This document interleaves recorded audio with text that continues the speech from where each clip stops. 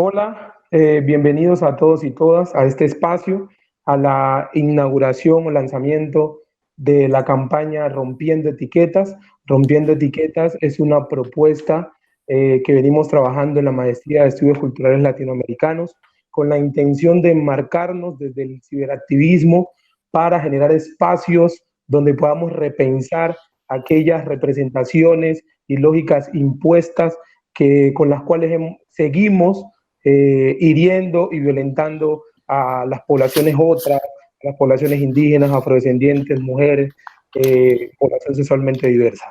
Entonces la intención del conversatorio es que podamos interactuar con nuestra invitada que nos está acompañando el día de hoy desde Argentina, que podamos participar todos muy activamente con ella. Ella está muy presta a colaborar y a podernos aclarar muchísimas dudas. Tenemos muy claro que todo este proceso del colonialismo se gestó y se fundamentó en hechos atroces en los cuales a través de la colonización, de la colonialidad del poder, colonialidad del ser, de la colonialidad del saber, seguimos reproduciendo y sosteniendo aquellas representaciones y hechos lingüísticos que inferiorizan a diversas poblaciones. Dentro de la población, todo este proceso rompiendo etiquetas, está el compañero Juan David y el compañero Diego Alejandro, que nos saludan desde Armenia. Hola muchachos, ¿cómo están? Hola, muy buenas tardes para todos, espero que se encuentren muy bien, muy contentos de estar esta tarde aquí. Muchas gracias, Ani, por aceptar la invitación. Creo que estos espacios son fundamentales para empezar a desnaturalizar ciertas prácticas que han venido marcando la historia de Latinoamérica. Siento que hay una deuda histórica tanto para las comunidades afro como para las comunidades indígenas por parte de los estados y particularmente en este caso por parte de las instituciones de educación superior. Creo que se ha borrado a través del eurocentrismo esos conocimientos, esos saberes que ellos tienen para aportarnos, y la intención es que estos espacios abran ese debate, que estos espacios se den cuenta de la importancia que tienen y que realmente tienen que estar aquí construyendo ciudad, construyendo nuevas formas de organización societaria, y no podemos seguirlos invisibilizando y no podemos seguirlos dejando de lado. De hecho, traigo a colación una frase, unas palabras de Daniel Mato que me parecen muy importantes, en el cual dice que las inequidades que afectan a los pueblos indígenas, como también a los afrodescendientes, aún están fuertemente enquistadas en las sociedades latinoamericanas contemporáneas. Entonces siento que es momento de empezar a cambiar, y realmente me da mucha alegría ver cómo el contador de personas sigue subiendo y que cada vez somos más personas que nos convoca a este tema, que nos convoca a empezar a desnaturalizar estas prácticas que han venido generando cierto yugo hacia determinadas poblaciones. Muchas gracias, Anis, por estar acá. De verdad, para nosotros es un orgullo y un honor. Y bueno, le doy paso a mi compañero Alejandro. Hola, bueno, excelente. Sí, yo creo que esta presentación ya es valiosa. Se está tejiendo este discurso también desde lo digital. Hoy, como le decía ahora el compañero Santana, estamos dando también apertura a este blog que se llama Rompiendo Etiquetas, que además les vamos a invitar a que entren, puedan viajar también a través de él, y que este espacio no está construido solamente desde acá, sino que comenzar a tejerlo todos en red. Hoy en día la cultura digital también nos está permitiendo esto, otras formas de encontrarnos y quizás de comenzar a narrar estas otras historias que a veces han sido invisibilizadas. Brevemente, recibimos casi unas 86 personas por correo electrónico y por la página web en casi 24 horas. No tuvimos mucho tiempo para hacer convocatoria para este escenario, pero esta es la oportunidad para decirles que cada lunes durante el mes de mayo vamos a tener un conversatorio, mejor, una conferencia y seguidamente el conversatorio, y que al día siguiente tenemos la misma conferencia por la UFM Stereo 102.1 en una alianza que logramos tejer con la emisora universitaria de la Universidad del Quindío, y también a través del blog vamos a poder también ver el resultado cada 8 días de cada una de las ponencias y conferencias. Para participar lo van a poder hacer luego en el chat, van a poder ir colgando sus preguntas, y Gustavo aleatoriamente vamos a ir articulándola después de la ponencia esas preguntas para manejarlas en el segundo momento. Yo Alejo, presento muchísimas gracias. también a Miguel de El Clúster.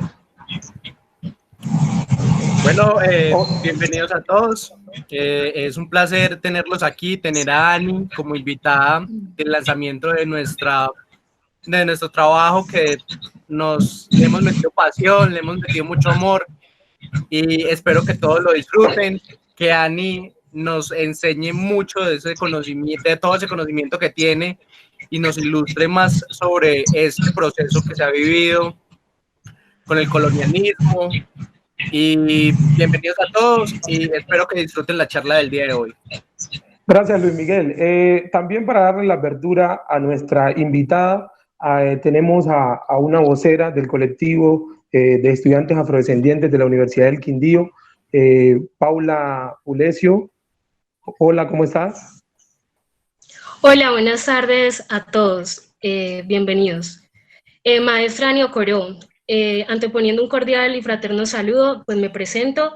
Como le dijo mi compañero Santana, soy Paola Andrea Pulesio Corrales, soy estudiante de la Universidad del Quindío. Hoy vengo en representación de la Asociación Afroestudiantil de la Universidad del Quindío, Bencunafro, y nosotros le damos una calurosa bienvenida a este espacio que se ha construido en miras de fortalecernos en todo ese conocimiento de aquellas medidas y acciones legislativas que tienen como propósito remediar todas esas situaciones de desventaja, de exclusión y de discriminación de todos estos grupos afrodescendientes e indígenas. Nosotros desde el colectivo Bencunafro tenemos la certeza y reconocemos que cada uno de sus conocimientos y experiencias en el ámbito de la sociología y en la formulación de diversas políticas con énfasis de diversidad y étnico-racial nos van a ayudar y van a ayudarnos en la construcción de unas bases sólidas que nos van a permitir en un tiempo poder alcanzar cada uno de los objetivos que nos hemos plasmado como asociación afroestudiantil. Aprovecho este espacio para agradecerle a mi compañero Gustavo Santana y a la profesora Fernanda Mora por habernos extendido la invitación a este espacio tan significativo y por siempre acompañarnos en el proceso como asociación afroestudiantil. Nuevamente, bienvenidos a todos, bienvenida maestra, y te manifiesto que nos honra con su presencia y que representa un verdadero placer, no solo para nosotros como Bencunafro, sino que para todos los asistentes de este evento, tenerla aquí. Muchas gracias. Hola, muchísimas gracias, Paola. Ya para darle la apertura, nuestra invitada es doctora en Ciencias Sociales, magíster en Ciencias Sociales con orientación en Educación de la Facultad Latinoamericana de Ciencias Sociales, FLACSO, Argentina. Actualmente se desempeña como docente de grado y posgrado de la Universidad de Salvador, la Universidad Nacional 3 de Febrero, y la FLACSO en Argentina. Hace parte del equipo investigador del programa de educación superior y pueblos indígenas afrodescendientes de América Latina. Ha publicado diversos artículos relacionados con las luchas y procesos de afrodescendientes y políticas educativas con perspectiva de étnico-racial en América Latina. Bienvenida, maestra, muchísimas gracias por aceptar esta invitación a Rompiendo Etiquetas. Bueno, muchas gracias Gustavo, Paola, por esas generosas palabras.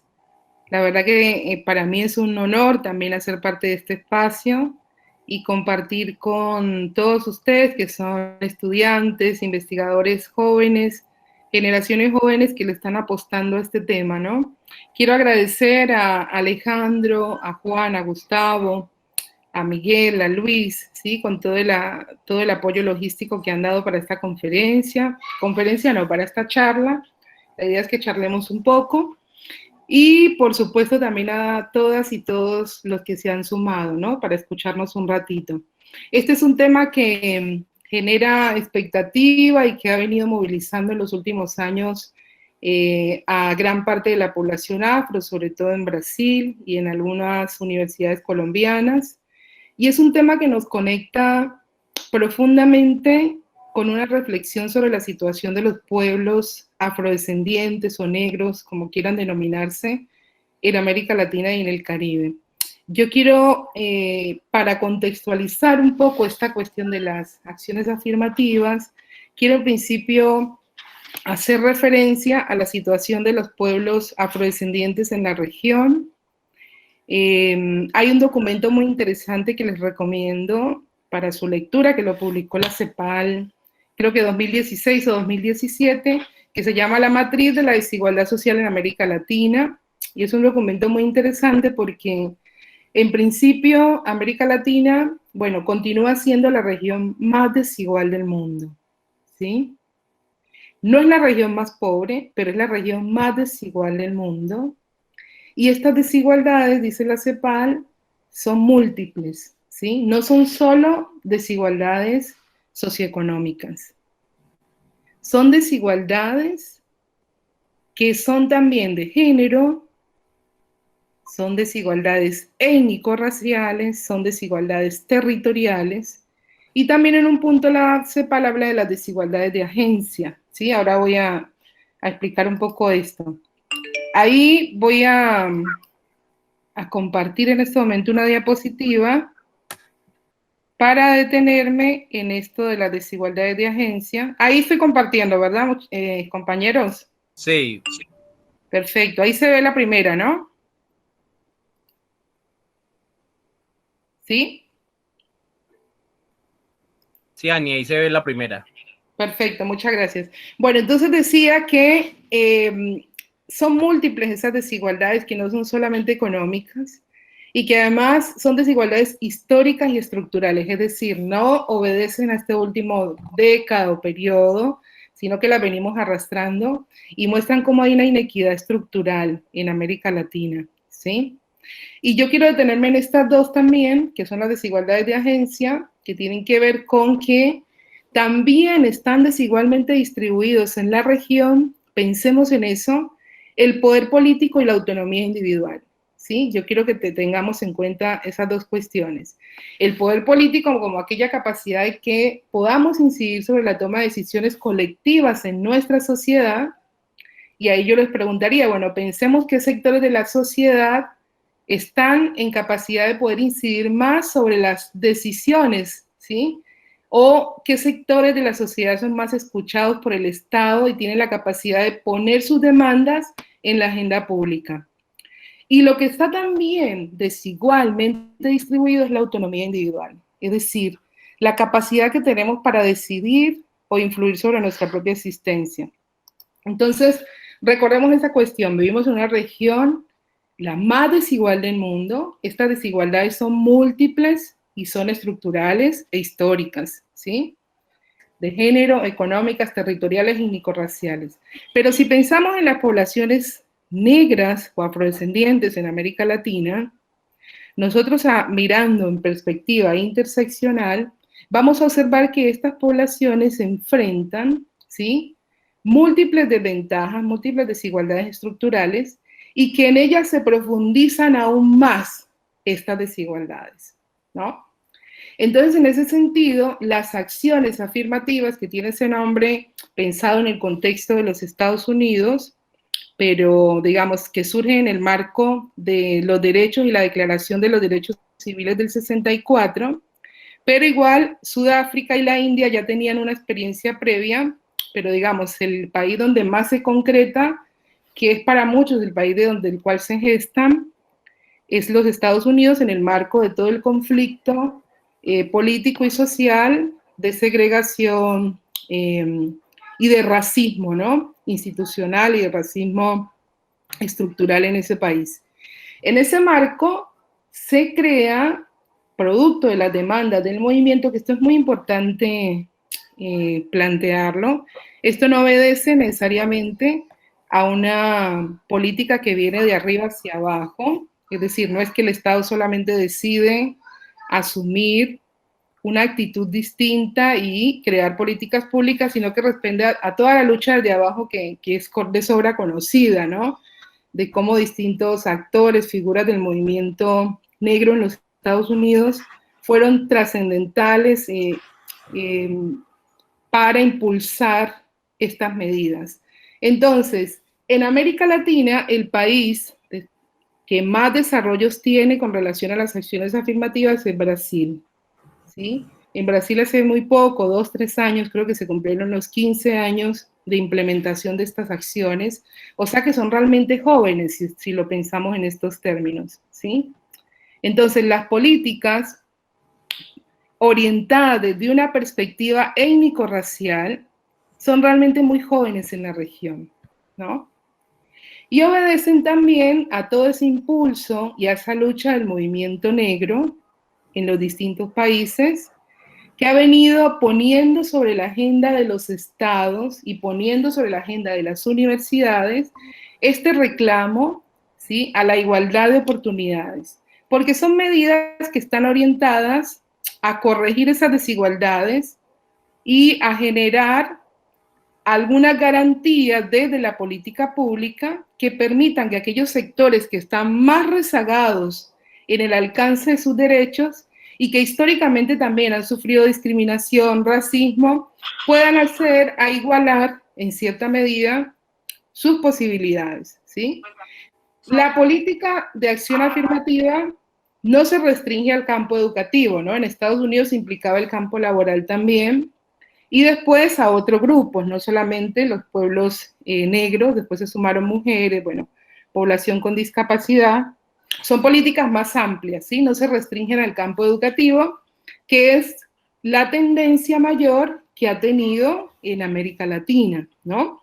Uno mira la experiencia de Brasil, muy valiosa, por cierto, y el movimiento negro ha impulsado muchísimo ese reclamo del acceso a la universidad, del acceso a la educación. Y es un reclamo que es totalmente legítimo, que es un reclamo justo, porque si uno mira la historia de las poblaciones negras en América Latina, la educación es una conquista también, ¿no? Pensemos que en los tiempos coloniales estaba prohibido para las poblaciones negras la alfabetización, ¿sí? Estaba prohibido el acceso a la educación, ¿sí? Entonces, no ha sido algo que los estados hayan dado, es una conquista social, ¿sí?, que se ha logrado, bueno, a lo largo de luchas enormes, y por eso es fundamental. Yo les cuento una anécdota. Acá en la Argentina, hay una anécdota que cuenta siempre Pablo Pinó, en la Catamarca, que es una provincia del país, como un departamento, para que se entienda mejor. En el siglo XIX, principios del siglo XIX, había un negro fue azotado en la plaza pública porque aprendió a leer, ¿sí? Y esta historia de Catamarca es extensiva casi a todos nuestros países de América Latina, porque ese contacto con la lectura siempre fue negado al negro con la posibilidad de la educación. Hablo del negro en términos generales como esta construcción que se hace pensando en términos de lo que Achille Mbembe habla, la invención del negro, ¿no? Como ese sujeto animalizado, ese sujeto que está por fuera de la civilización y por fuera de la intelectualidad, ¿sí? Esa invención del negro. Entonces, la educación nunca se planteaba como un derecho a reivindicar desde estas poblaciones, desde las figuras élites, ¿sí? Desde las élites latinoamericanas. Recordemos que en América Latina las élites pusieron en marcha todo un discurso de blanqueamiento que buscaba fundamentalmente construir el desarrollo mirando hacia Estados Unidos o Europa. Y en ese contexto abrazaron toda una serie de teorías racistas del discurso positivista del siglo XIX que negaba a los otros, ¿no? Negando también la existencia de esos pueblos, desestimando su existencia y ocultándola también en muchos casos a través de los discursos y los dispositivos censales. Entonces, tenemos todo un contexto histórico, ¿sí?, que ha mostrado que América Latina ha combatido la diversidad, ha combatido esa riqueza cultural y ha combatido también e invisibilizado la historia negra y también de los pueblos indígenas, ¿sí?, configurándose un racismo estructural y un racismo epistémico. Si quieren, después en el espacio de las preguntas charlamos un poco sobre eso. Pero ha sido una constante histórica. Entonces, en ese sentido, las acciones afirmativas como políticas públicas reparatorias cobran mucho sentido en una región que es profundamente desigual y que es profundamente inequitativa, y que además profundiza esas desigualdades con los pueblos indígenas y afrodescendientes. Yo les digo, pensemos en esto, incluso en el acceso a la educación, ¿sí? Muchos de ustedes, estudiantes afro, esa es mi historia también, fuimos la primera generación negra, ¿sí? La primera generación de nuestras familias en acceder a la educación superior. En mi caso lo fue así, ¿sí? Y con muchas familias negras pasa esto, ¿sí? No así con otros grupos, o sea, ¿por qué? Porque vemos que es estructural el problema, y si bien hay un acceso a la educación primaria, en la educación secundaria empieza un desgranamiento, ¿no? La gente empieza a caer del sistema, y uno se pregunta, ¿cae solo porque quiere? Efectivamente no.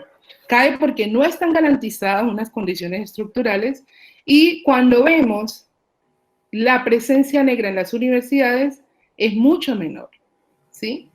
O sea, más blanca es esa universidad. ¿Y esto de qué nos habla? Bueno, incluso en países en donde la población negra es mayoría, como Brasil, que tiene creo que un 54% ya de población afrodescendiente o negra, ¿sí? Incluso ahí, en países en donde esta población es mayoría, la presencia en la educación superior es minoritaria, y uno dice, bueno, ¿y esto qué lo explica? ¿Sí? Si no es otra cosa que el racismo que transita, ¿sí? Y que se despliega por todas las instituciones, el racismo institucional, y que también condena a esas poblaciones a una reproducción continua de ese lugar y de la pobreza, ¿sí? Además, piensen en esto que les decía en un principio, esas desigualdades de agencia, ¿sí? Que están ligadas a la capacidad de intervenir sobre las decisiones colectivas, pero también de orientar la propia vida, ¿no? O sea, las desigualdades también afectan eso. Entonces, ¿cómo poder pensarnos y deconstruirnos a nosotros mismos, ¿sí? La pobreza también y la desigualdad generan eso. ¿Por qué? Porque estamos todo el tiempo resolviendo la subsistencia, ¿sí? El día a día. Provenimos de familias que están resolviendo el día a día en forma continua. Entonces, ¿cómo vas a ocuparte de la política, de las acciones, de pensar otros proyectos de vida con esto? Entonces, limita esas posibilidades, ¿sí?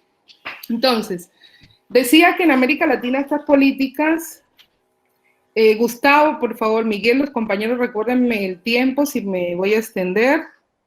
Por acá me están saludando. Regúlenme el tiempo, ¿cómo vamos? Vamos bien, tranquila. Perfecto. Entonces decía que estas políticas, si bien ya habían tenido experiencias en la India y en Sudáfrica, se popularizan o emergen con mucha fuerza en los Estados Unidos, y que en América Latina, Brasil en este caso, el que, digamos, más desarrollos tiene. Si uno mira la experiencia colombiana, hay un estudio de la Dirección Nacional de Comunidades Negras, creo que se llama así, de 2014. Les debo la fecha. Pero en ese estudio plantea que de las 32 universidades que tiene Colombia, 19 tenían políticas de acción afirmativa que no solo estaban orientadas hacia poblaciones afro, sino hacia poblaciones indígenas, reinsertados del conflicto armado, poblaciones con discapacidad. Pero Colombia, a diferencia de Brasil, las políticas de acción afirmativa o de cupos especiales, porque tampoco el nombre está muy instalado allá de esa manera, ¿sí? Cupos especiales, no son parte de una política pública, ¿sí? Quedan bajo la voluntad de las universidades, bajo la decisión de las universidades y de sus consejos académicos, y no son parte de una política pública. Hay incluso varias disposiciones de la Corte Constitucional en Colombia, desde fines de los 90, fines del siglo pasado, ¿sí? Varias acordadas de la Corte, en donde se plantea la necesidad de instituir estas políticas de acción afirmativa. También lo retomó Durban, ¿no? El contexto de Durban de 2001, la declaración de esa conferencia internacional, también propone o invita a los estados a desarrollar políticas de acción afirmativa, porque es una manera en la que podés, de algún modo, equilibrar, ¿sí? Generar algún punto, ¿sí?, de equidad con estas poblaciones. Quiero decirles que, contrario a lo que uno esperaría, o sea, uno dice, bueno, tenemos un contexto desigual, de racismo estructural, donde las poblaciones afro e indígenas son las que más mal les van, los peores índices, digamos, en todas las escalas valorativas con relación al acceso a derechos. Y uno esperaría que la sociedad aplauda este tipo de medidas, pero no. Les cuento que las acciones afirmativas tienen muchos detractores. Y en Brasil se generaron debates al punto que, por ejemplo, en 2012, el Tribunal Federal, bueno, reconoció la constitucionalidad de esas acciones afirmativas y hubo debates fuertes desde el año 2006 con sectores a favor y sectores en contra, ¿sí? Dentro de los sectores en contra, está muy instalado, y eso también lo vi en el caso colombiano, el discurso del mérito, ¿no? Las acciones afirmativas, uno tiene que acceder a la universidad por mérito propio y no porque le otorguen un cupo especial para que acceda a la universidad, ¿no? Y quienes hablan del discurso del mérito están disfrazando bajo ese discurso sus propios privilegios de clase, ¿no? Y también desconociendo algo que desde la década de los 60 la sociología de la educación ha denunciado muy fuertemente, y es aquello de las desigualdades sociales de origen, ¿sí? No todos partimos del mismo punto, ¿sí? No todos venimos de las mismas familias que tienen las mismas posibilidades, los mismos capitales culturales, los mismos capitales sociales, en el sentido en el que le propone Bourdieu, ¿sí? Para poder transitar y desarrollar nuestras trayectorias educativas de la mejor manera posible. Entonces, quienes no tienen esos mismos capitales culturales, esas mismas posibilidades de articulación, obviamente no van a poder transitar de la mejor manera este sistema educativo, pensando también que el sistema educativo, bueno, está, como decía Bourdieu, está pensado para elegir a los elegidos, ¿sí? Y habla bajo ese esquema, ¿no?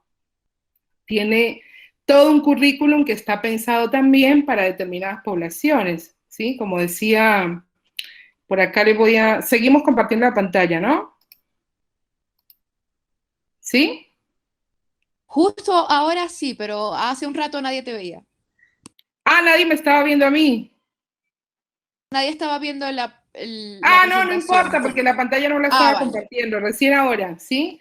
Y quiero mirar en esta frase de Tadeu da Silva que dice, el texto curricular conserva en forma evidente las marcas de la herencia colonial, ¿no? Entonces estamos con sistemas educativos, ¿sí?, que están construidos bajo estos pilares, porque la escuela históricamente también reprodujo estos modelos de civilización o barbarie que fue muy fuerte en la Argentina, o de negar el pensamiento negro, de silenciarlo, ¿sí? Porque esa es una de las principales razones, ¿no?, de ese racismo epistémico allí en nuestro sistema educativo, y es que se niega a las poblaciones negras como productoras de historia y de conocimiento, ¿no? Por eso el grupo que se llama, que nombraba Gustavo, Rompiendo Etiquetas, apunta también a esto, bueno, ¿cómo podemos romper aquello que está tan instalado en nuestra sociedad? Nuestras sociedades están profundamente jerarquizadas, incluso el acceso al mercado de trabajo. Ustedes piensen en Cali mismo, yo soy de Cali y en todas las ciudades de Colombia, pensemos esas desigualdades territoriales que viven las poblaciones negras de nuestro país. Pensemos en eso. O sea, esa política de abandono histórico y el modo también en el que el Estado se relaciona con estas poblaciones obedece a este criterio, ¿sí? Son poblaciones sobre las que no importa la vida, ¿no? Sobre las que, como dice Chilmenbe, bueno, se esparce ya no una política de la vida, una biopolítica, sino una necropolítica. Son poblaciones abandonadas, ¿sí?, condenadas al destierro y al despojo, ¿sí?, al despojo continuo de sus territorios, de sus saberes, de su acervo cultural. Por eso me parece tan fundamental que ustedes tan jóvenes estén vinculadas con estas cuestiones, ¿sí? Porque también ahí estamos dándole una lección enorme a ese racismo epistémico y a ese racismo institucional que justamente ha establecido una suerte de techo de cristal, como decían las feministas, ¿sí? Esta idea de que hay un techo de cristal que impide el ascenso de las mujeres. Bueno, pensemos que también el racismo impone un techo racial, ¿sí? Y pensemos cuán racializado también está el acceso al mercado de trabajo. El video que les quería mostrar iba en esa dirección, es una pena que no lo podamos ver, es un video chiquitito que se echó en Brasil de 40 segundos, pero es muy ilustrador. Pero bueno, se lo debo y quizás lo podamos compartir con los compañeros después a quienes estén interesados, interesadas. Entonces les decía que las acciones afirmativas, contrario a lo que se espera, que la gente apoye, bueno, tiene detractores, el discurso del mérito y también el falso discurso de que ya las constituciones o el principio liberal constitucional reconoce a todos, que no es necesario que haya políticas específicas porque sería como favorecer a un grupo. Y yo me pregunto, ¿no han sido favorecidos históricamente las poblaciones que no son indígenas y afrodescendientes en la región? ¿Sí? Entonces, hay un discurso continuo allí para deslegitimar esta serie de decisiones y para no profundizarlas. Entonces, en Brasil, por ejemplo, antes de la constitucionalidad que se decretó en 2012, el ingreso de las poblaciones afrodescendientes, por ahí hay datos, era de un 11% en la educación superior y después de eso ha sido de un 30%. Aún así, no todas las universidades han acogido esta política. Pero imagínense, es una reserva de beca, de cupos de un 50%, y si uno mira en Colombia escasamente, bueno, llegamos al 2 o 5% que tiene la Universidad del Tolima, que no son exclusivas también para las poblaciones negras o afrodescendientes. Entonces ahí también hay muchas inequidades, y en el caso colombiano más. Colombia es un país que tiene una deuda histórica en educación superior con toda su población, y más aún con las poblaciones indígenas y afrodescendientes. Pero también cuando se logra acceder, quiero ahora hablar sobre eso, no siempre ese acceso garantiza que haya una permanencia y que haya una exitosa graduación. En la investigación que nosotros hicimos desde el programa, analizando el caso de la Universidad del Valle, observamos que si bien se había favorecido el ingreso de las poblaciones afro a través de esta política de cuotas especiales, en el tercer semestre caían, ¿sí? Tanto que hay una tesis muy linda que se llama "Vos también caíste en bajo", haciendo una alusión al bajo rendimiento, ¿no? Cuando uno cae en bajo rendimiento, bueno, la universidad lo expulsa. Entonces, encontrábamos mucha población afro que había caído en bajo rendimiento, y es que precisamente porque es una política que a su vez tiene ese dejo perverso, ¿no? Listo, yo te abro la puerta, entra, y yo ya cumplí con mi papel democratizador. Lo que pasa de ahí más, hacelo vos. Pero no garantiza condiciones de permanencia y de graduación. Entonces necesitamos realmente políticas integrales. El compromiso de las universidades con esto es fundamental. Por eso me parece que lo que están desarrollando en la Uniquindío, ustedes movilizándose con esto, es central y la universidad lo tiene que escuchar. Porque al fin de cuentas todos somos tributarios de las universidades, ¿no? Todos pagamos impuestos para favorecer esas políticas de las universidades. Y es justo también que las políticas públicas, que las políticas educativas también contribuyan a la equidad, ¿sí? Y a avanzar hacia la igualdad en los objetivos que propone la misma Agenda 2030, ¿no? Cuyo lema es que nadie se quede atrás en la agenda del desarrollo. Entonces, que ninguna población negra se quede atrás en la agenda del desarrollo, y la equidad es central, ¿sí? En el campo educativo. Quiero ir cerrando. Voy a compartir ahora otra diapositiva, 2 diapositivas más. A ver, ¿ahí la están viendo? Sí. Perfecto. Esta es una pintura que me gusta mucho, que es de un autor santafesino, argentino, de Santa Fe, que se llama La Escuelita Rural. Y yo ahí les propongo pensar en esa ventana que se ve al fondo, ¿no? Que nos muestra un árbol y un espacio mucho más abierto, ¿no? Pensando en esa metáfora del afuera y del adentro, ¿no? Y acá hay unas preguntas que yo les dejo, ¿no? Bueno, ¿cuáles son esos saberes que ingresan en la escuela, que ingresan en la educación y cuáles quedan afuera, ¿no? Y pensémoslo en clave de lo que veníamos conversando, ¿no?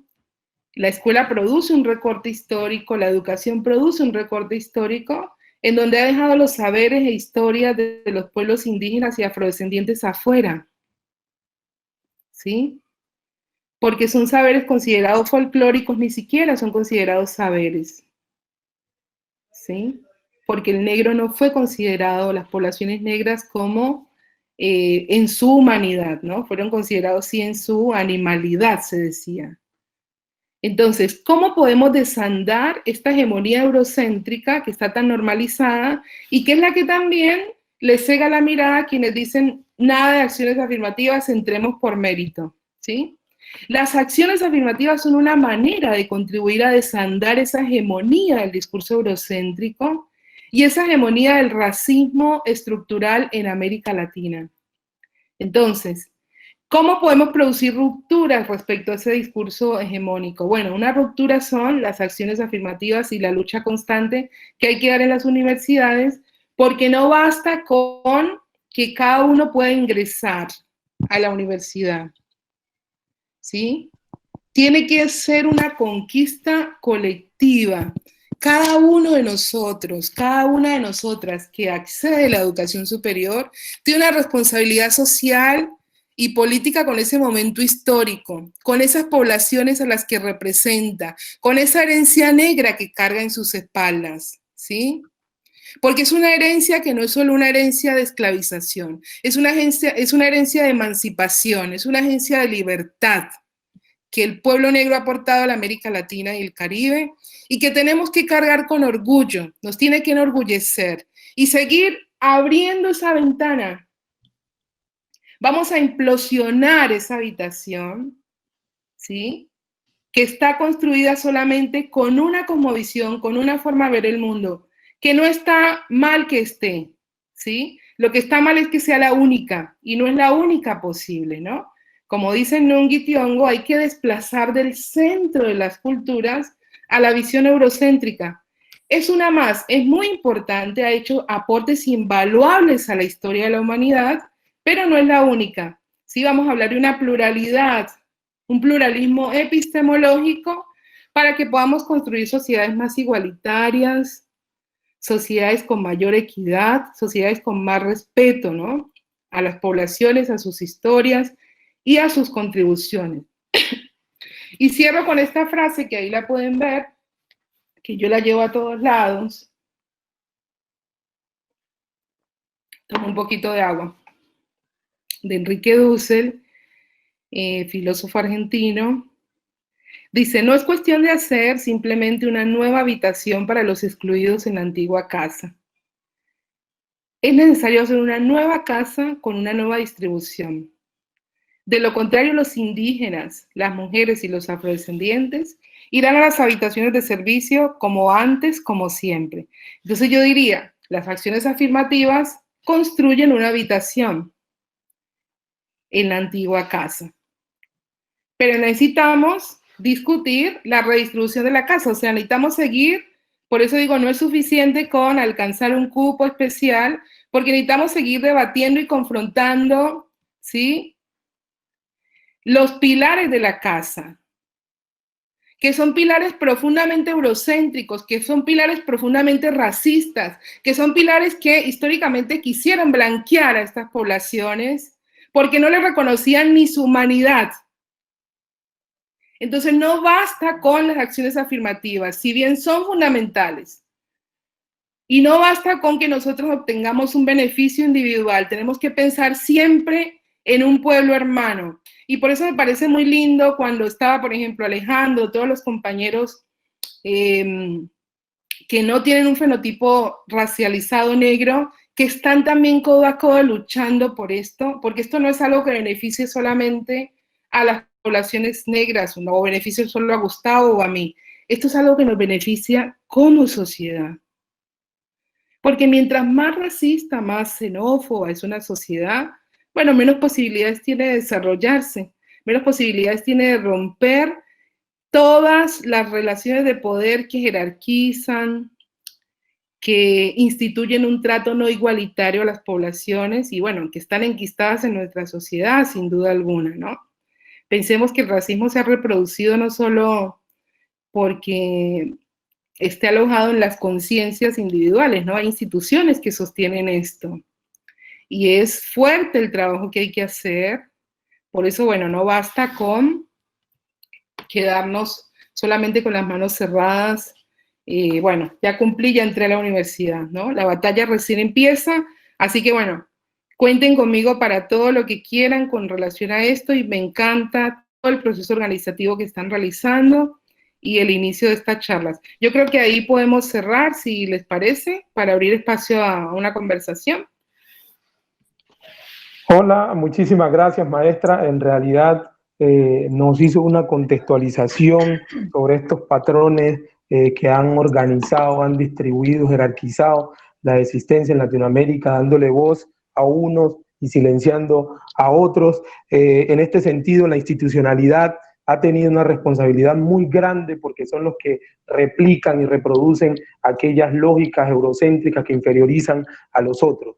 Las universidades, como centros de poderes, lo define Viñolo, han reproducido un conocimiento, una sola forma de producir conocimiento que es la neutral, que es la que no se relaciona ni le da valor ni relevancia a ese conocimiento de aquellas poblaciones, sino que simplemente se concentran en avalar, en manosear, en utilizar a nuestras comunidades y después tirarlas a su suerte, y por ello evidenciamos que investigamos, llegan muchísimas investigaciones al litoral pacífico, a diversos asentamientos indígenas y la situación no cambia. Entonces la pregunta es, ¿investigar para qué? Si no es para transformar la realidad y estas relaciones asimétricas de poder que tienen en la desigualdad a nuestras poblaciones. En torno a este tema, maestra, Juan David tiene una pregunta. Juan David. Gracias. Sí, hola, profe. Realmente qué bonito escucharte. Estoy aquí extremadamente emocionado viendo cómo el contador sigue subiendo en números de personas, saber que al finalizar vamos a ser muchos los que nos vamos a ir tocados y realmente esto es fundamental, de que estos espacios realmente contribuyan a romper esas relaciones de poder que tanto daño le han hecho a la historia, a la humanidad, a nuestra organización societaria. Y como decías ahora, empezar a construir a partir entre todos de una interculturalidad, una organización societaria que sea justa, que sea equitativa para todos, en donde podamos enriquecernos de todo lo que tenemos para aportar las comunidades afro, los indígenas, los mestizos, que podamos enriquecer una sociedad para que podamos seguir adelante y de la mejor manera. En torno a esto, profe, tenemos una pregunta que va de la siguiente manera, ¿cierto? Te la leo. Si de pronto se corta o algo, me avisa. ¿Listo? Sí, sí. Dice: el colonialismo se fundamenta en el genocidio indígena y afrodescendiente. Impone formas de habitar, ser, estar y existir basadas en la jerarquización étnico-raciales que le ha dado privilegio a uno y ha subalternizado a otro. A partir de su trayectoria, ¿cuál es el concepto sobre la población indígena y afro en América Latina? ¿Y cómo se ha reproducido esa concepción o representaciones sobre estos pueblos? Esas serían las preguntas, profe. Claro. Bueno, el concepto mío o en general la manera como estas poblaciones son valoradas, creo que te refieres a lo segundo, ¿no? Sí, exactamente. Ok. Bueno, tiene que ver también con algunas de las cuestiones que mencioné ahora en la charla. Tenemos una sociedad que ha blanqueado y que ha negado sus raíces negras, ¿no? Porque justamente ser negro en las Américas nunca ha sido razón de orgullo, ¿no? Mucha gente huía de sus huellas de africanía precisamente porque el Estado desestimulaba la continuidad, ¿sí? O la preservación de esas huellas de africanía. Entonces era algo de lo cual había que despojarse, ¿no? había que blanquearse.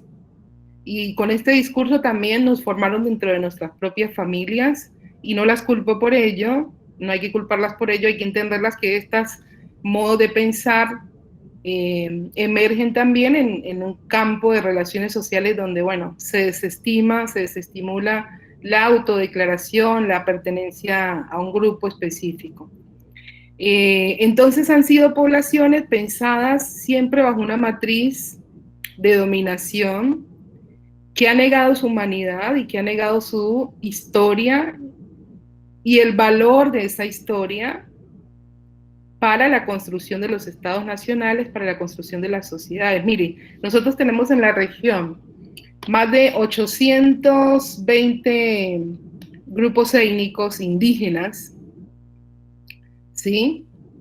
Y seguimos en las escuelas celebrando el 23 de abril, el Día del Idioma Español. Pensemos en eso. Entonces, esas lenguas, que son lenguas que triunfaron, que no pudieron ser vencidas, debieran ser, esas lenguas indígenas, valorizadas y tendrían que estar dentro de los currículos escolares de forma continua, ¿sí? Hay un poema hermoso de León Portilla, Cuando muere una lengua, que él dice que cuando muere una lengua, no solamente muere un idioma, sino que muere una cosmovisión, ¿no? Muere una mirada de la cultura, muere un modo de relaciones sociales. Entonces creo que América Latina se ha desarrollado, los estados latinoamericanos se han desarrollado sobre el trabajo de estas poblaciones, pero negándoles ese reconocimiento dentro de su identidad nacional, ¿no? Y dentro de su historia. Porque ha sido un tratamiento perverso, porque no es que los han desconocido plenamente, ¿sí? Los han explotado, porque son las poblaciones negras, afrodescendientes, las poblaciones indígenas, las poblaciones racializadas, las más explotadas, pero desconocidas dentro de estos narrativas, ¿no? De nación. Entonces, creo que esa ha sido la manera para responder a tu pregunta y se ha reproducido a través de distintos dispositivos. La escuela es sin duda uno. ¿Sí? La escuela, pensemos que no es solo un espacio en donde uno aprende a leer y a escribir, es un espacio en donde se reproduce el orden social y cultural, ¿sí? Y en este caso se reproduce un orden social profundamente jerarquizado y racializado, ¿no? Dentro de sus contenidos educativos, dentro de sus prácticas. Otro dispositivo también de reproducción de este trato ha sido los censos, bueno, que históricamente han desestimado a estas poblaciones, no las han contado. Nos ha pasado incluso reciente con el censo en Colombia, que sabemos que eso obedece también a no solo a un problema técnico, hay razones también políticas, ¿no? Hay cuestiones que también hay que leer allí. Ese es otro dispositivo, ¿sí? Otro dispositivo en el que se ha reproducido este espacio, bueno, tiene que ver con las distintas instituciones, ¿no? Que son instituciones que también reproducen esas jerarquías y esas relaciones de poder. Pensemos que el racismo ha perdurado no solo porque, a ver, pensemos en esto. Si hay tanta legislación antirracista en la región, que en eso que aplaudimos y que nos parece que está bien, ¿por qué el racismo sigue existiendo? ¿Por qué se sigue reproduciendo? Bueno, porque también pensemos que hay relaciones sociales que se benefician de ese racismo, ¿no? Que necesitan de esas jerarquías, que necesitan de esas relaciones de poder para mantener sus propios privilegios. Por eso acá la cuestión o la disputa es por la distribución de la casa, ¿sí? Esta distribución está pensada, como dice muy lindo, de una manera muy hermosa Jorge García, un gran compañero y amigo, intelectual negro, afrocolombiano, está pensada desde la casa del amo, ¿sí? La casa del amo es esa casa colonial, y así está diseñado nuestro país, así está diseñada nuestra región, con esa distribución territorial. Entonces necesitamos poder cambiar, redistribuir, ¿sí? Esa casa y los pilares sobre que la sostienen. Por eso les digo, trasciende las acciones afirmativas, que ojalá puedan darse no solamente en el campo educativo, sino también laboral. Por ejemplo, ahí me olvidé comentar Uruguay tiene una ley muy hermosa, la ley 19.122, si mal no recuerdo, que instituye la creación de acciones afirmativas en el campo educativo y laboral. ¿Sí? Eso me parece genial. De los pocos países que ha avanzado a pensar también que necesitamos redefinir y reorganizar también el mercado, el acceso al mercado de trabajo, porque las poblaciones indígenas y afro en América Latina desarrollan los empleos menos calificados. Y porque cuando uno llega a un empleo de alta calificación le preguntan, ¿y esto? Como que esto no es un lugar para negros. ¿Y esta qué hace en la universidad? Es extraño, genera extrañamiento nuestra presencia en determinados espacios, incluso en la misma universidad, ¿no? Los cuerpos negros interpelan también esas miradas racistas. Por eso hay que meter cuerpos negros a las universidades, hay que meter pensamiento negro, ¿sí? ¿Por qué? Porque lo necesitamos como sociedad, necesitamos poder reconocer y valorar esa pluralidad de epistemologías, ¿sí? Pluralismo epistemológico. Creo que con eso, creo que Juan, tú me has preguntado, con eso pensaría en que te puedo responder. Profe, sí, muchísimas gracias y tiene mucha razón en lo que dice. Y realmente las universidades, así sea por omisión, tienen culpa en la medida en que realmente muchas de las poblaciones van a la universidad y salen de ahí a sus disciplinas sin un concepto diferente acerca de lo que estamos hablando. ¿Me va a entender? Y así sea por la persona en su casa, por su familia, se generan ciertos estereotipos que llega a la universidad y no se le derrumban. Entonces, también así sea por omisión, la universidad es culpable. Y ahí es donde está el llamado a un currículo intercultural que permita que todos los saberes, todos los conocimientos empiecen a aplicarse y que la universidad realmente sea integradora y no simplemente sea como cumplir cupos, en donde damos determinados números o maestros de afro, pero que se vuelven replicadores de un discurso eurocéntrico. No, la intención es que sea algo distinto y que esa interculturalidad apunte a que los saberes afro, indígena, también hagan parte de la academia. Muchas excelente, gracias. Excelente, Juan, lo que dices. Incluso también la creación de cátedras, ¿sí? De cátedras específicas. Mire, yo me volví negra en la universidad. Yo también. Ah, muy bien. Muy bien. Yo ahí aprendí a valorizarme, a valorizar mi historia. Mis apellidos son Ocorolo Ango y en la escuela no saben cómo me hacían, bueno, bullying le dicen ahora, es racismo. Cómo le hacían, cómo me molestaban. Había un momento en que salió una canción, estaba yo en primaria, que decía, Coroncolo se murió tu madre, déjala morir. Y cuando estuvo de moda Coroncoro, le digo, yo la pasé re mal. La gente la pasaba bomba con su Coroncoro, pero yo la pasé re mal porque me molestaban todo el tiempo con mi apellido, Coroncoro, ¿sí? Y yo deseaba, fíjense en esto, que mi papá tenía Sinisterra Coró, pero a mí me han puesto lo Coró. ¿Por qué no me ponían Sinisterra? ¿Sí? Porque era el apellido aceptado. Entonces, ¿cuándo vine yo a valorizar eso? Cuando entré a la universidad y vi un curso de cátedra de historia afrocolombiana con el profesor Mario Diego Romero en la Universidad del Valle. Y ahí yo vi que lo que cargaba, y también cuando habló conmigo un profesor, que era el profesor Santiago Arboleda, quien también quiero muchísimo, es un gran amigo y compañero en esta trayectoria, me decía, no sabe toda la historia que carga en su apellido. Y empecé a investigar y uno puede realmente con los apellidos que tiene en Colombia mapear, ¿sí? De dónde provenimos, de dónde viene esa historia negra. Puedes armar el mapa de África con toda esa riqueza de apellidos que Colombia es de los pocos países que conservaron esa riqueza y Ecuador también, ¿no? Porque la mayoría perdieron los apellidos. Entonces, miren, en la universidad me volví negra y creo que eso se debe también a las cátedras.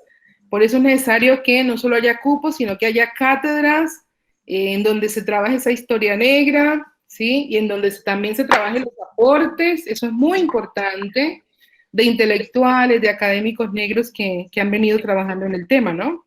Zapato Olivella, Rogelio Velázquez. Por aquí está. Córdoba. ¿Perdón? Zapato Olivella. Por aquí está Zapato Olivella. Bueno, maestra, muchísimas gracias. Gracias a ustedes. Buenas tardes. Pues, sí. Me permito interrumpir. Mi nombre es María José Hurtado Potes. No soy estudiante de la Universidad Uniquindío, soy estudiante de la Iberoamericana, pero tengo compañeros del colegio que me invitaron a esta videoconferencia. Y yo escribí por el chat una pregunta que me gustaría que la profesora la respondiera. Es que las preguntas ya iba a explicar, qué pena, ya iba a explicar la estructura de las preguntas. Okay. La primera pregunta pasamos aquí porque pues, la realizamos el equipo coordinador del evento, pero todas las preguntas se le van a hacer a la invitada. Así que... Gustavo, y ojalá porque hay un orden, ¿no? Estamos pidiendo la palabra. Sí, yo la tengo, profe, yo aquí la tengo ya en la planilla del orden de los que han intervenido. Muchas gracias.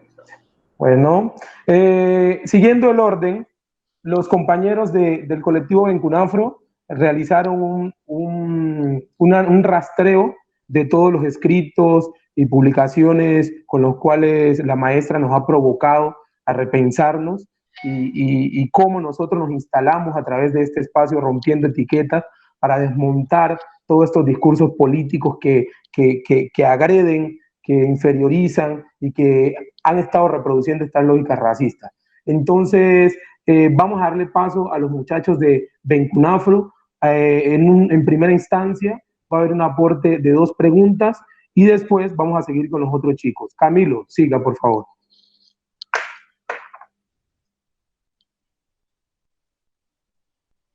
Yo voy a tratar entonces de responder súper rápido para que podamos ganar el tiempo, hacer las preguntas.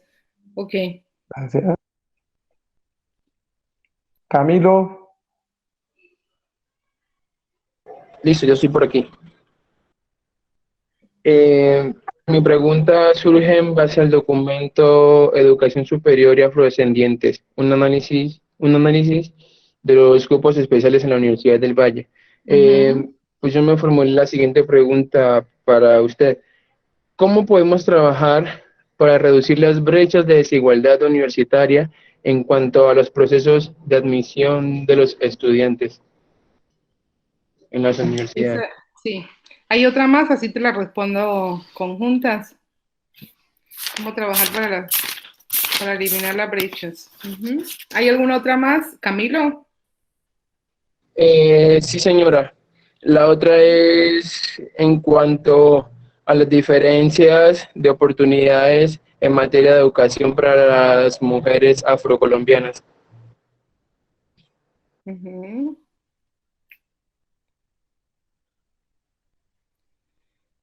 Bueno, yo diría, acá anoté las preguntas, yo diría que, bueno, hay que trabajar en varias direcciones, ¿no?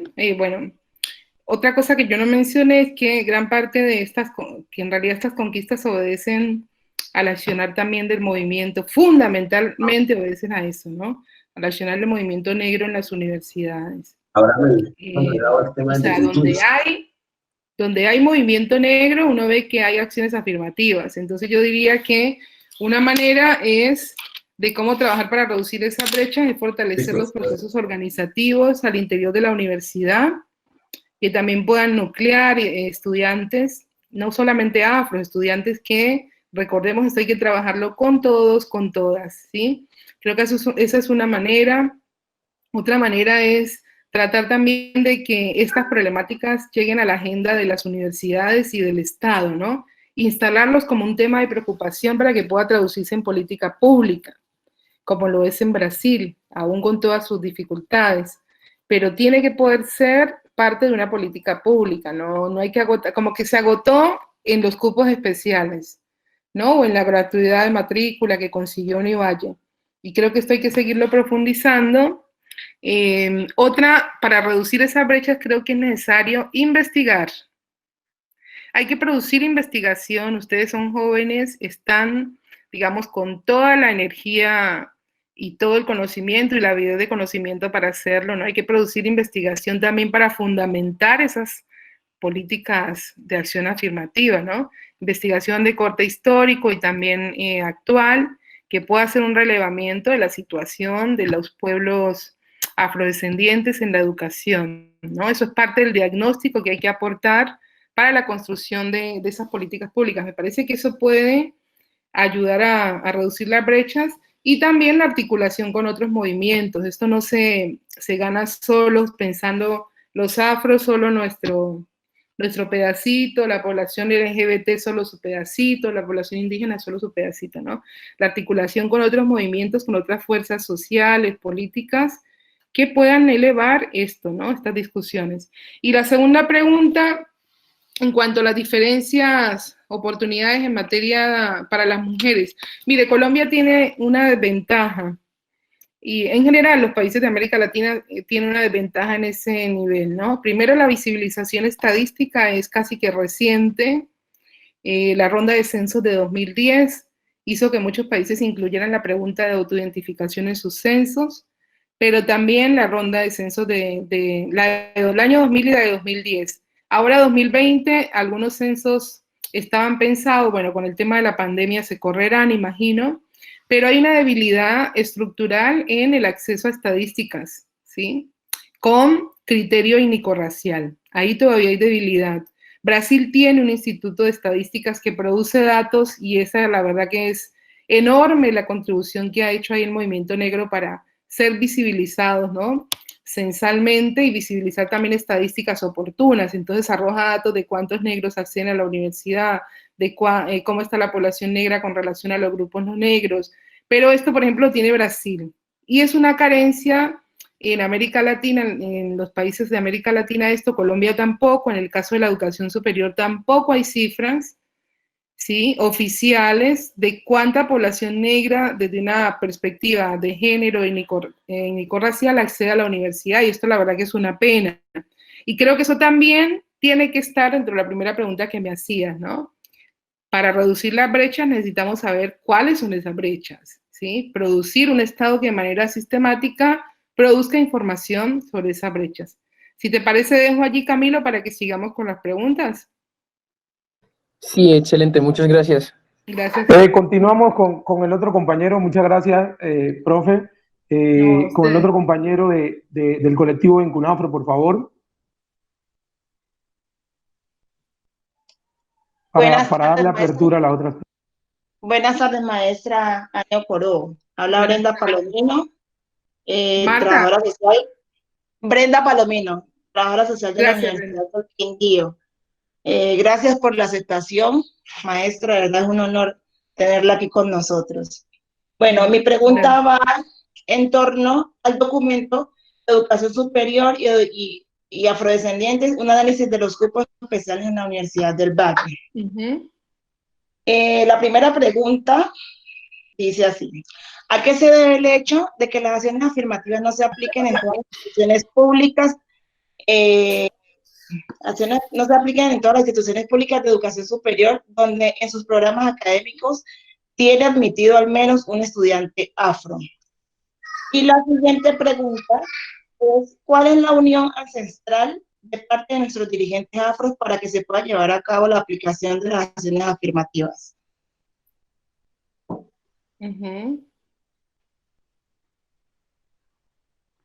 Listo, llevar a cabo. Yo anoto para no olvidarme. Bueno, ¿a qué se debe que no estén aplicadas en todas las instituciones? Fundamentalmente porque no es una política pública, ¿sí?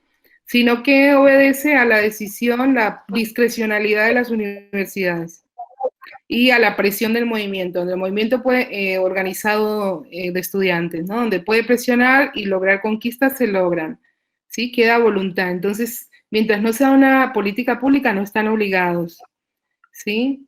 Entonces, hay que presionar, y ahí se junta con la pregunta de Camilo anterior, para que sean política pública. Y frente a la segunda, ¿cuál es la unión ancestral de los afro para que estas acciones puedan llevarse? Bueno, este es un tema que no está instalado en todo el movimiento, ¿no?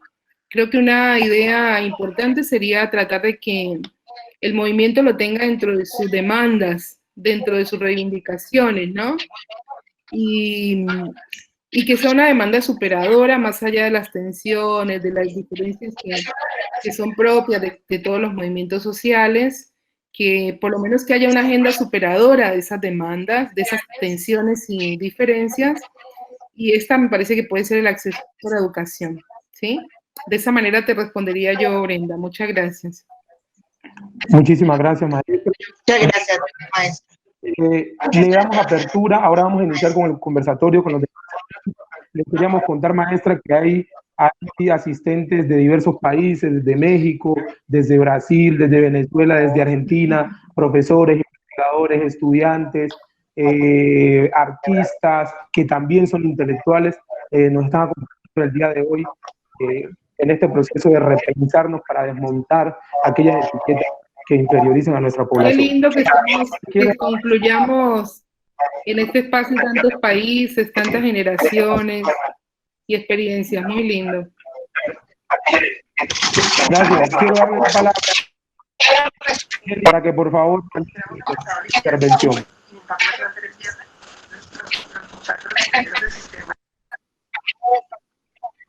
Acá piden silenciar micrófonos. Silenciar los micrófonos, por favor. Profe Mena Lozano, ¿se encuentra? Sí, por aquí estoy. Maestra Anio Coró, un saludo de nuevo. Hago parte de la especialización en estudios afro-latinoamericanos de Claxo y el curso sobre racismo epistémico. Muy interesante. Qué lindo. Muy agradecida. Trabajo en la Universidad de Antioquia y hago parte del colectivo ampliado de estudios públicos CADEAFRO. Acá pues venimos desarrollando una serie de acciones tendientes a visibilizar ese pensamiento afro y luchar contra el racismo epistémico.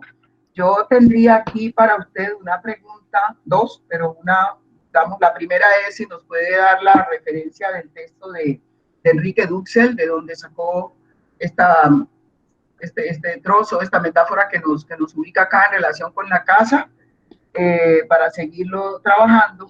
Pero la segunda tiene que ver con, acá en Colombia tenemos, como usted bien sabe, entonces está acciones afirmativas, tenemos acuerdo, el 1122 del 98, Cátedra de Estudios Afro, algunos hemos logrado instalar, por ejemplo, en la Universidad de Antioquia, la Cátedra Manuel Zapata Olivella. Estamos trabajando en textos de educación a propósito de la educación básica y media en Antioquia, pero usted dice eso no constituye políticas públicas. ¿Cuáles son las determinantes o características de una verdadera política pública a la que pudiéramos nosotros apuntar como grupo, como colectivo, pero también como ahorita preguntaba la chica anterior, como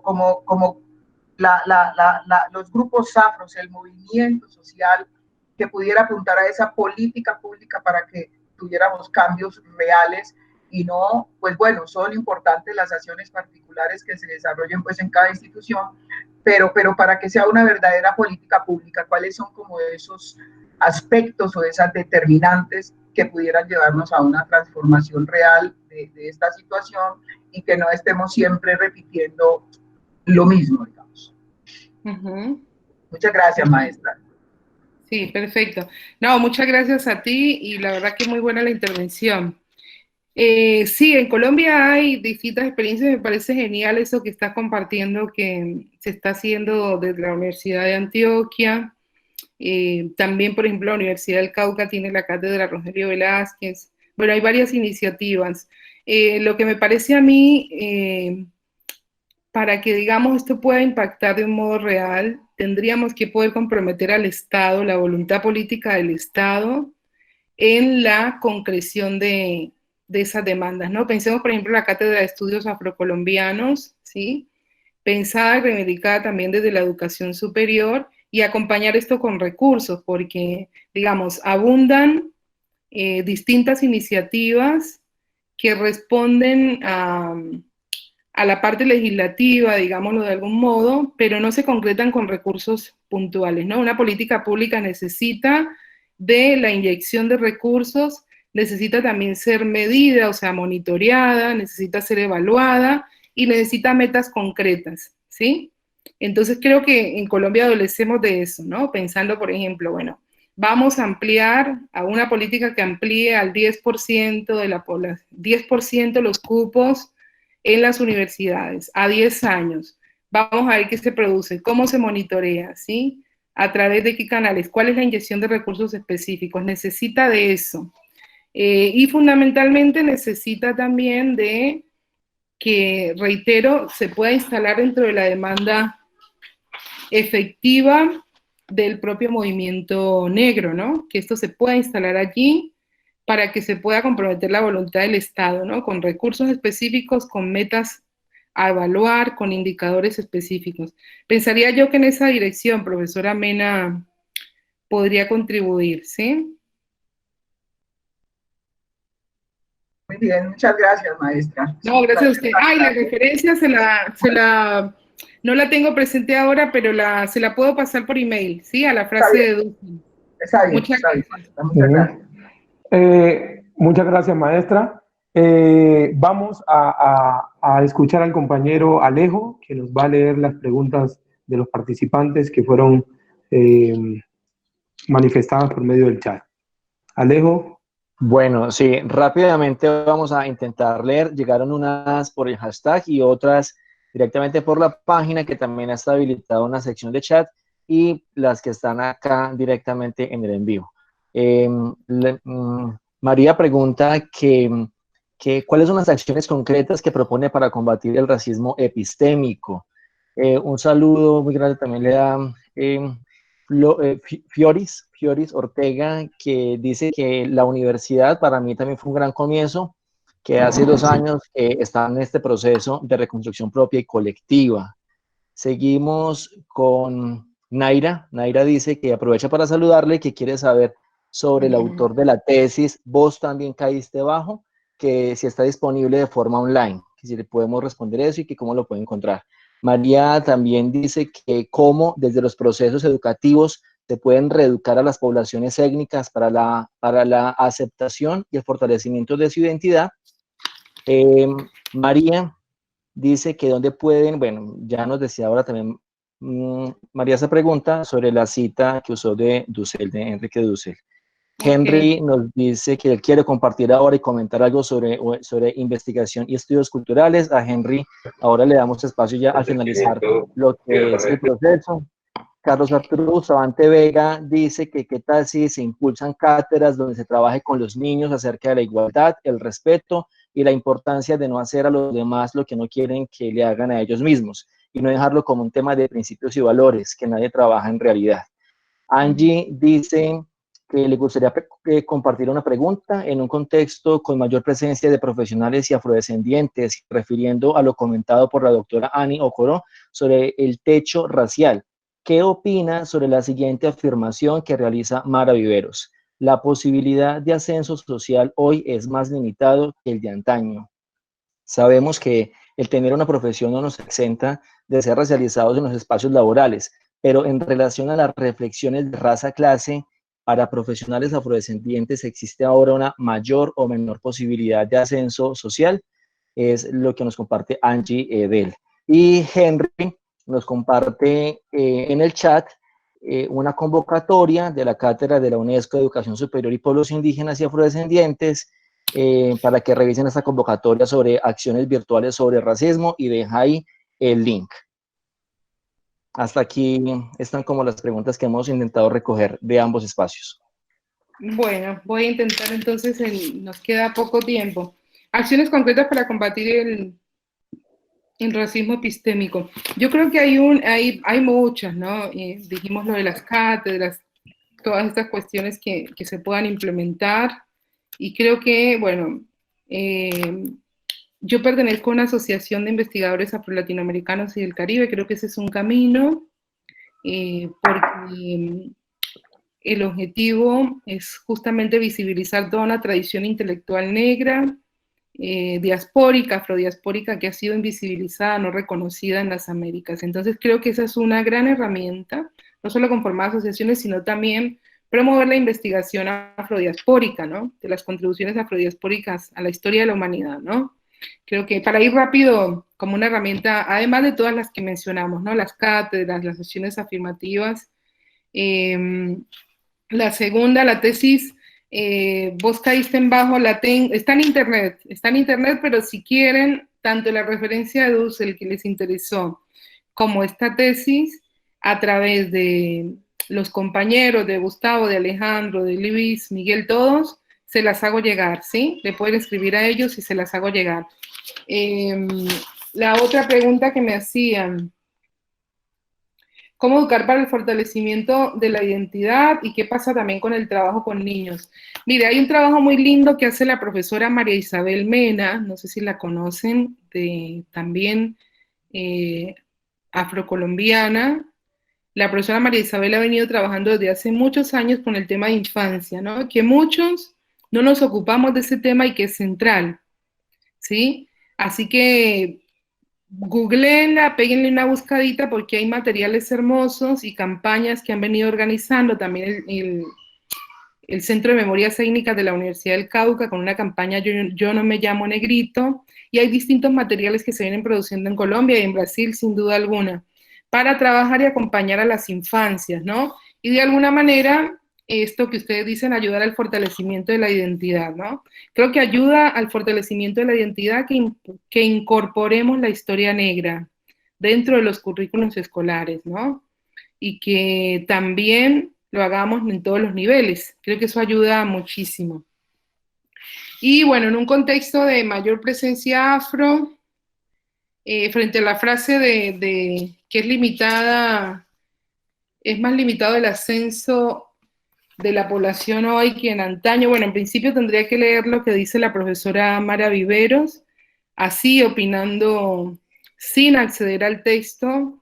Yo diría que es complejo, por supuesto, hoy el acceso está, si uno lo mira con relación a la década pasada, está mucho más limitado, ¿no?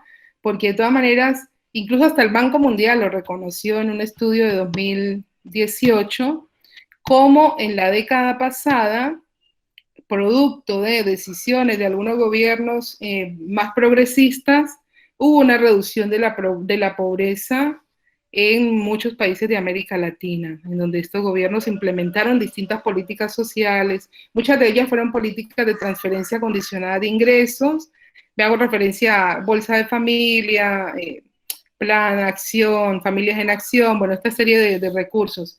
Y hablan un poco de la reducción de la pobreza y de la reducción de la pobreza en las poblaciones afro.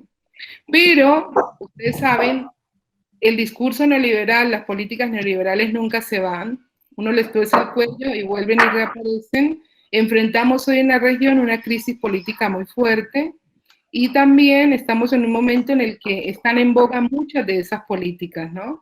Volvió un discurso incluso bastante reaccionario, si uno mira el caso brasileño que es bastante crítico, y ni hablar del caso colombiano, ¿sí? Volvemos a instalar también discursos que son profundamente nocivos para el alcance de los derechos de toda la población. En ese sentido, yo diría, es mucho más complicado, sin duda alguna, lograr ese ascenso social hoy, porque nos debatimos en medio de un crudo panorama muy complejo, neoliberal, que amenaza con tirar cuesta abajo las pocas conquistas que se habían logrado una década atrás. Entonces, sin duda alguna.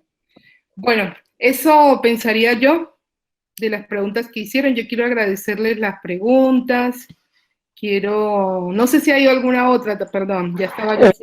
Hay dos intervenciones, Gustavo, bueno, está muy bien. Le podemos darle paso, ser muy concretos y darle paso. No sé cómo estamos de tiempo, Gustavo. Sí, todavía tenemos 8 minutos. La profesora Verónica Mesa tiene una pregunta. Hola, ¿me escuchan? Sí. ¿Me ven? No te vemos, No, pero te sí, escuchamos. sí, ya. Bueno.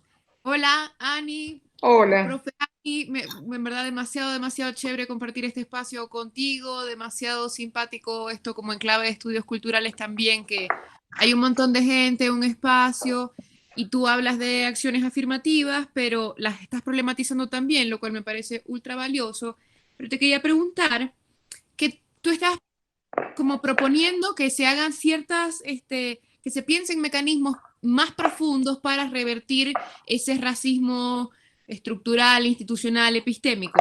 Pero estabas hablando como que esto, o sea, superar el racismo nos iba a llevar como un poco hacia el desarrollo. Y te quería como problematizar esta idea, porque yo siento que más bien en nombre de ese discurso del desarrollo se han invisibilizado los sujetos identificados como poblaciones negras. Entonces quería como que me descomprimieras eso ahí un poquito. ¿Me recuerdas tu nombre? Verónica Mesa. Yo soy la asistente académica que trabaja con Gustavo y con los chicos. Claro, no, está muy bien tu aporte y sirve igual para puntualizar algo que he venido, bueno, que planteé también en la conferencia. Sin duda alguna, cuando uno plantea la necesidad de reconstruir la casa, redistribuir la casa, y cuando decía que la casa está pensada desde los pilares coloniales, ¿no? Y capitalistas, también hay que construir precisamente ese discurso de desarrollo, que fue un discurso de civilización y de barbarie, que fue un discurso de blanqueamiento. Así que, sin duda alguna, no podemos pensar, por eso insisto, en que las acciones afirmativas son la panacea, ¿sí? Son importantes, pero aquí hay que redistribuir poder. Es así. Y redistribuir poder implica, bueno, hacer conciencia de los propios privilegios y hacer conciencia también de las desigualdades estructurales y de los modos de pensar, ¿no? Las relaciones con otros, de pensar el desarrollo. Sin duda alguna no podemos pensar un desarrollo a espaldas de los pueblos indígenas y afrodescendientes, como históricamente las élites que diseñaron los contornos de estos estados nacionales hicieron, ¿sí? Así que bueno, ahí espero... Muchísimas gracias, muchísimas gracias. Gracias, profe. Ya para cerrar, le quería contar que los muchachos del colectivo Bencuna ofrecieron muchísimas preguntas que por cuestiones de tiempo no se pudieron abordar, pero quisiera dar la apertura a la profesora María Fernanda, quien precisamente desde el primer coloquio de estudiantes afrodescendientes e indígenas que estuvimos en Medellín, ella se articuló desde aquella época a este proceso y nos ha venido acompañando. Profe. Maestra Ani, un saludo cordial, fraterno. Tuvimos la oportunidad de estar en el 2015 en el coloquio. Para mí es un honor volverla a encontrar acá. Desde ese entonces, caminando al lado de estas justas luchas en el colectivo, también con el profesor Henry, que tuvimos la oportunidad de compartir con ustedes en el 2015. Gracias por los aportes, maestra, en la configuración de un proyecto político, epistémico y contrahegemónico a favor de la transformación de las estructuras de opresión racial y cultural en Latinoamérica. Tengo una pequeña pregunta frente a esta mirada del feminismo negro tan importante. ¿Cuáles serían, maestra, esas miradas interseccionales del feminismo negro que aportan al análisis de la realidad de las mujeres negras en Colombia? Muchas gracias y un abrazo fuerte, espero sigamos en contacto. Gracias. Bueno, abriste con, profesora María Fernanda, abriste con una pregunta que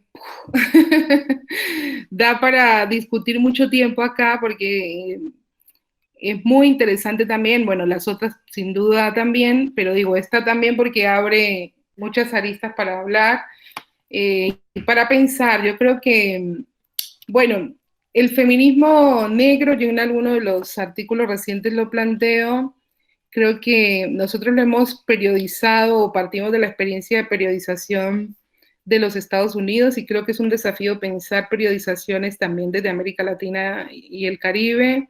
Esto nos abre también a la necesidad de investigar más sobre los procesos de emancipación en América Latina y las contribuciones de las mujeres negras ahí.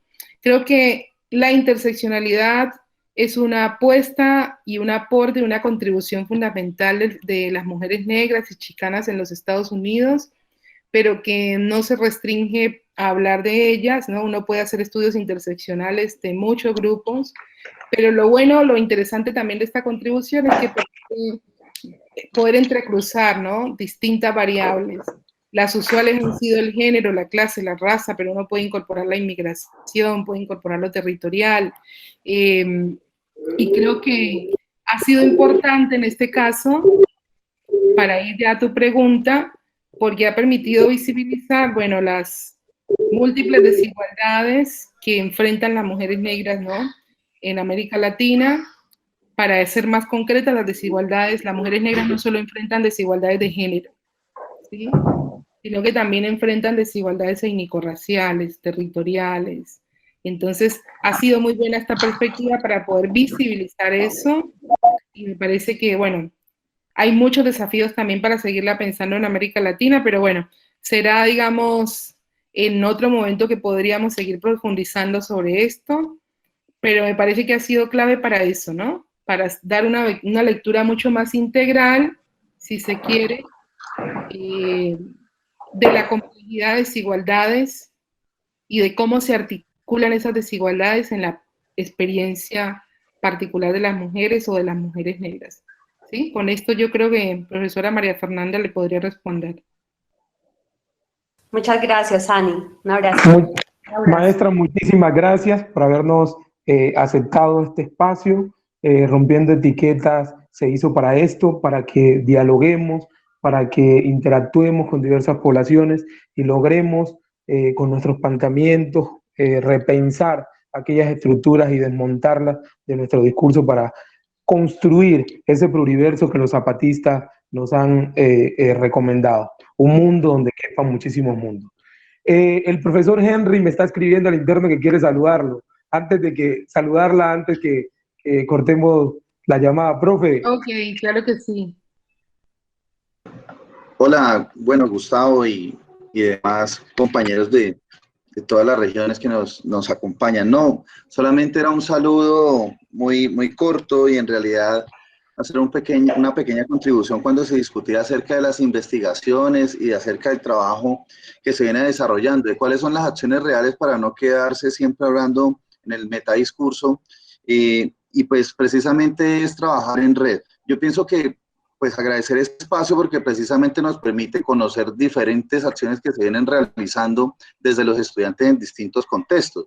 Por ahí nos compartían una de las etiquetas y la estuve mirando y me parece genial porque pone en relieve algo que en los talleres con la iniciativa de racismo nos dimos cuenta, y es primero que el racismo no está discutido en las instituciones, ni siquiera en los espacios de los mismos colectivos afroindígenas. A veces nos cuesta reconocerlos porque nosotros mismos no hemos sentido ese racismo y llamamos bullying, llamamos apodos, llamamos de otras formas a cuestiones que son y tienen un nombre real y hay que ponerlo ahí en el discurso. Yo puse por ahí una invitación, pues esto es armar red en realidad. Entonces, para los que estamos acá, pues por ahí hay un link de un trabajo que se viene pensando, una iniciativa desde la Cátedra UNESCO para los Pueblos Indígenas y Afros. Entonces, si se quieren dar una vuelta por esa convocatoria, bienvenidos. No voy a robar mucho más tiempo, agradecerles por este espacio tan importante. Toda la información, gracias, profe. Toda la información la vamos a difundir en la página. Por ello, los invitamos a consultar, a conocer la página, cada una de las posturas y desde dónde nos estamos moviendo, desde los memes, las infografías, ya que esta plataforma o desde las culturas digitales intentamos transgredir a estos cánones de inferiorización.